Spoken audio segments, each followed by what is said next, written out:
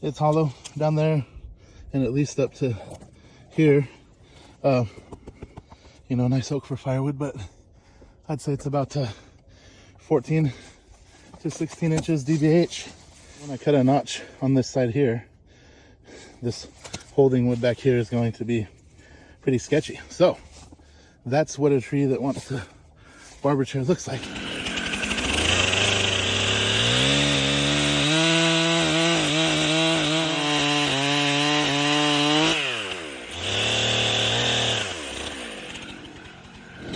Want a little notch because I already got it lean. I don't want a big notch and then put all that pressure, snap the tree.